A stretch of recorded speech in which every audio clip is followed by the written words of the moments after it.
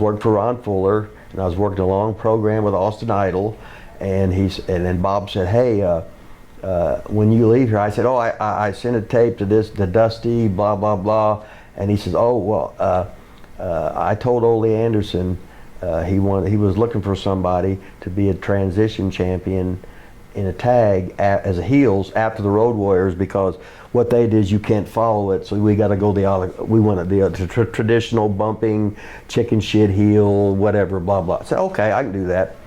So Ole called me on the phone, and I just said, "Okay."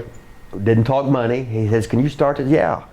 And I said, "Well," and I started talking. He says, "Look, Bob Armstrong told me you could do the job. That's all I need to know." Who were some of the tougher guys to work with in WCW? We've heard some stories about some people like to rough up the lower talent. I just know that a lot of times, well, here's a good story. You'd like this, because work son was Stan Hansen, and Stan was like a goddamn, he couldn't see very good.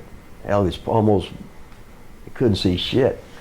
But I was working a cage match with Ole, and we was beating him up in the cage. Stan was supposed to he actually bends the cage, you know what I mean? But one time for TV, I walked in and it had my name against Stan Hansen. I said, "Ole, come here." Took my pen out, scribbled it, said, "Fuck you," wrote his name in there. I ain't working with Stan Hansen. Are you kidding me? He might accidentally hurt me.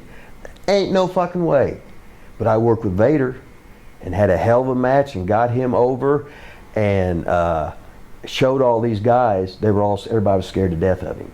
He didn't potato me once. He did everything I said. It was great. But I had I'd been around, and the guys had confidence. I said, "Look, I know what you can do.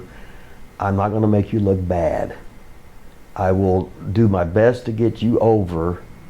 I'm not paid to get over. I'm paid to get you over. I got no fucking ego. It ain't real when you win. It ain't real when you lose. I'm just blessed. I don't have to work at Walmart or McDonald's, and I'm getting to do this phony shit for how many years, traveling around, seeing the world, and that's all I ever wanted to do. Just, coach, put me in. I'm the last man in the NFL. Put me on the bomb squad. Let me protect the punter." And at what point did you stop working for WCW? Really, I was working for them in '95, and we was working Orlando. So some girls coming in, we were eating, and they was trying to pick up and hustle on us, right? So I went into like a gay character and said something about her boyfriend, that I wasn't interested in him. I wanted a younger, more attractive man or whatever. And I'm just totally fucking ribbing, right? Then all of a sudden they'd be in a big fucking stinko about it. And Kevin Sullivan says, "Did you say that?" I said, "Well, hell yeah," I said. "You know I'd say that. Hell yeah, it's my goddamn routine. What the fuck?" They fucking fired me. And then once they did that, I basically said, "Fuck you. I don't want to go back here anyway now. Just because you treat me like a fucking mark." I said, I'm ribbing somebody. I'm ribbing some fucking marks that are obviously trying to get attention or do whatever, blah, blah, blah.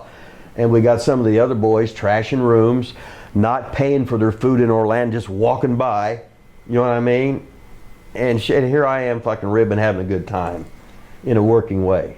But hell, today you couldn't say anything anyway. No. Fuck, and everything I say is against what you... Hell, if they had them phones in, I'd been fired in 5 minutes. Yeah. Doing everything goddamn wrong. Did you do all this? Yeah. And people tell stories. Did you do this? Yeah. Did you do this? Yeah. Did you just... No, that's hell. They made that shit up. No, don't credit me with that. You know.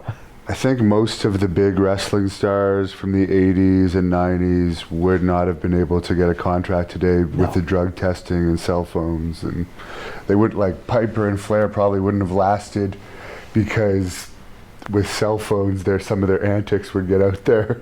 Well, it's like in the wrestling business. Some people make one mistake, they get rid of you for 10 years. Yeah. Some people can do everything else and do everything that's worse, and they get away with it. It's the world. Like Shawn Michaels, for instance. It's all who you know, right? And that's the way the world is. Yeah. We know the world ain't fair. Hell, you're what, 6'4", 280, whatever? Hell, I'm lucky to be 5'9.5", weigh 200 fucking pounds. You know, you're a real fucking shooter. Fuck, I couldn't beat my grandma. Get real. I was an entertainer before I was admit to being an entertainer, right? Right. I did my best though. Yeah. But nobody said life was fair. Okay, Yeah. how do you get booked? Well, you're related to one of the Samoans, right? Yeah. Or you're the something, you know somebody, this or that. You're on a reality show or whatever. You got some kind of notoriety. You're an ex-football player or whatever. But it's their business. They can do what the hell they want to do. Thank you for watching the Hannibal TV. Please like this video if you enjoyed it and click the subscribe button to not miss any of our latest shoot interviews, match videos, or news updates.